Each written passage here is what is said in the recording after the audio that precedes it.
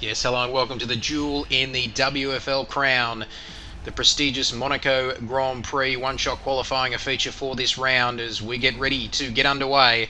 Always a hectic start here at the Principality, and the aim is to very much just stay out of trouble, but that's always hard when that man on the right of your screen is also starting alongside you on the grid, and that man as well. As we get underway, the Queenslander Sookie Wookies were back this week as the lights go out, and away we go then, trying to just mind my own business. And have a look at this. Chastity, Zampley, Crosso, Paint Boy arriving at the scene of the accident. Crosso hemming me in. What a start.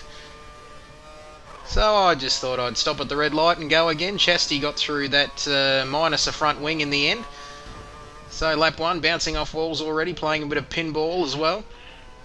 So I'm quite happy to get through that hectic start with all the wheels and tyres still on my car. So lap 11, not much happened up until this point in time. Options go off, primes go on. Tyre wear not an issue at this track, of course, so just a two-stop race. And also talking to Chastity after this race, and it was interesting to point out that this was the first online race I'd actually done in Monaco as part of a championship, where we had no safety car and no rain. So that was interesting to point out as well. As lap 12 then, 1.6 behind Shervo. And Shervo was looking good. He did have the pace early in the race, and he looked like he had third sewn up. Unfortunately though, until he disconnected. And well, we lost a fantastic battle, which would have been set up for the final laps of the race. Here we go then through the tunnel, lap 21.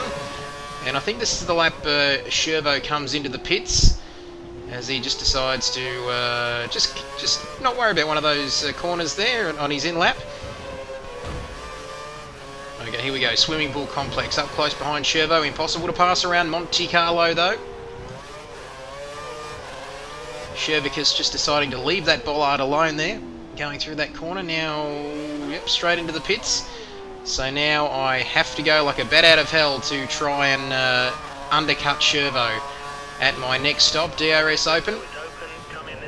I actually stayed out a fair bit longer than a few of the other guys, Cart Dude in particular and Dregs as well, because my tyres just weren't wearing. So I thought as long as I can keep consistent lap times up, I don't really need to come into the pits. But anyway, I think we're going to the second stop now.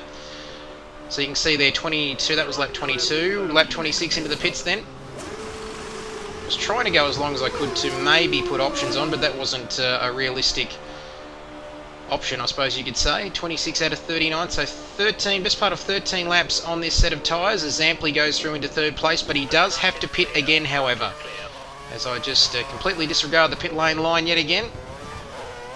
And no 10-second penalties either for corner cutting, which was a nice surprise around Monaco as well.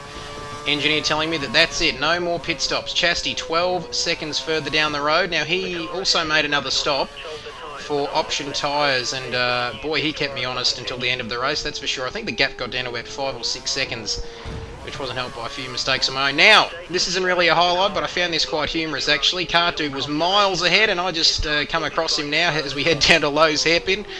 Just sitting there sideways, having a cup of tea.